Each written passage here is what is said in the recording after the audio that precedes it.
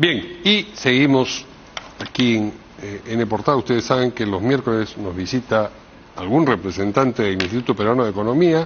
Hoy día el economista senior Fernando González. ¿Qué tal, Fernando? ¿Cómo estás, Mario? Muy buenas noches. Y entendemos que tienen información sobre la otra cara de la minería. Hemos estado hablando de las posibilidades de que salgan adelante Tía María y Conga, que serían proyectos de minería legal, pero la minería ilegal tiene unas dimensiones inconmensurables, o bueno, ustedes las han mensurado en realidad. Sí, efectivamente, como mencionas. El día de hoy hemos presentado desde el Instituto Peruano de Economía, IPE, un estudio donde medimos el impacto que tiene este grave problema de la minería ilegal, no solo en Perú, sino en otros países de la región de América del Sur, y sobre cómo las medidas que han tomado los gobiernos, al parecer, no han sido efectivas para combatirlo. A partir de eso tenemos algunas propuestas de política, ¿no? Y quería empezar mencionando el tema de los altos precios de los minerales que comentabas hace un momento. Sí. Efectivamente, cuando sube el precio del cobre, sube el precio del oro, nos alegramos en el Perú porque sabemos que eso significa más inversión, más oportunidades. Sin embargo, la otra cara de la moneda es la minería ilegal. Con el incremento del precio del oro en los últimos 20 años, también se ha dado un incremento muy significativo de la minería ilegal, que ha aumentado, se ha multiplicado. El estímulo para practicarla es enorme. Efectivamente, se vuelve más rentable. Sí. Incluso y cuando las actividades de interdicción, además, no crecen a la misma velocidad, digamos, el Estado no actúa a la misma velocidad. Bien, ¿cuál es el nivel de crecimiento, perdón, de nuevo?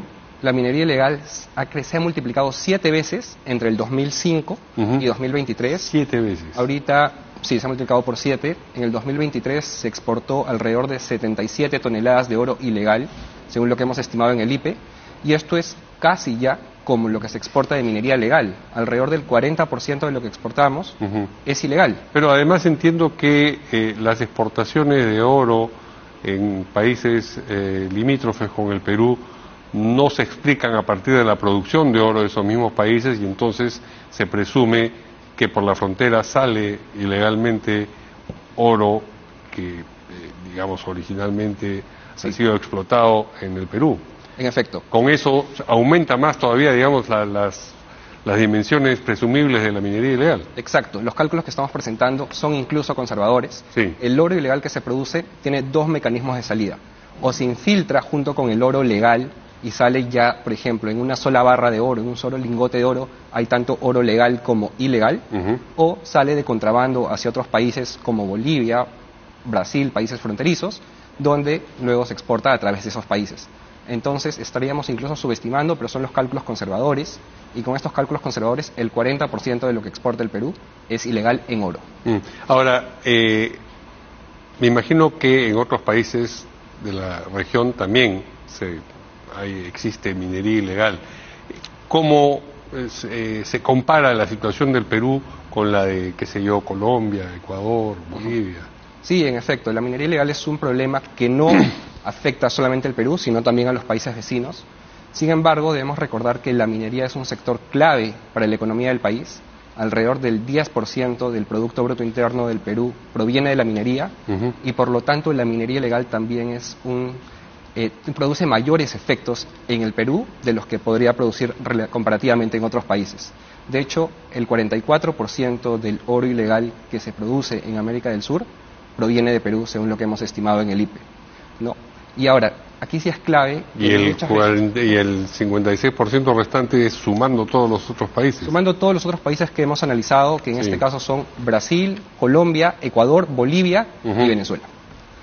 Ahora, lo clave acá es que la minería ilegal en gran parte se produce en zonas de frontera, y muchas veces el contrabando tanto de insumos como de oro hacia otros países, el oro que sale de contrabando, no requiere de una política que, digamos, abarque más de un solo país. El Perú por sí mismo, muchas veces podemos tener excelentes políticas, digamos, para prevenir la importación de mercurio, pero entonces el mercurio entra por contrabando desde Bolivia, donde hay menos regulación. Entonces ahí necesitamos políticas mucho más articuladas con otros países. Y bueno, aparte de los daños ambientales y los daños que supone el contacto de quienes cultivan la minería ilegal con grupos violentos y lo que hemos visto, digamos, en los últimos meses y años, ¿Hay un impacto económico negativo de la minería ilegal para el país? De todas maneras. A ver. En primer lugar, la minería ilegal lo que genera es todo un ambiente de criminalidad en las zonas donde sale, y eso tiene un impacto negativo, porque lo que sale son las economías, digamos, las economías ilegales que no tributan, las economías ilegales que desincentivan otro tipo de inversión que podría tener muchos más efectos positivos a nivel agregado, que podría tener, digamos, acciones más responsables con toda la comunidad, con todo el ambiente.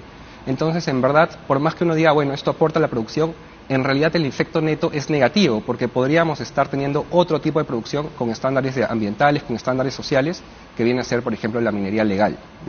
Es decir, no solamente es minería que no tributa, y eso ya es un problema porque se deja de recabar dinero para las arcas para obras públicas, Estado, para la obra pública, para todo lo que se necesita gastar, sino que además la criminalidad que genera a su alrededor resta estímulos a otras actividades económicas. Efectivamente, desincentiva otro tipo de inversiones que pueden tener un mayor valor agregado, un mayor impacto en la economía.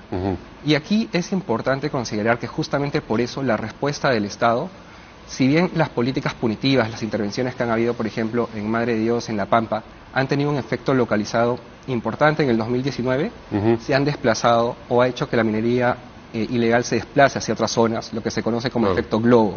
Entonces, estas políticas necesitan una visión estratégica integral como política de Estado. No se trata solo de intervenir una zona, sino de tener una visión mucho más general. Bueno, la prueba de que las intervenciones no terminan de ser exitosas es el crecimiento 7 veces desde el 2005 de la minería ilegal. Sí, e incluso en el 2019 se redujo ligeramente, pero luego repuntó. Entonces no se ha logrado controlar el problema. Bien, bueno, sirva como llamada de atención entonces esta situación. Muchas gracias al economista senior del Instituto Peruano de Economía, Fernando González, por habernos acompañado aquí en N Portada. Nosotros nos vamos, se quedan ustedes por supuesto con Angélica Valdés y Primero a las 8. Buenas noches.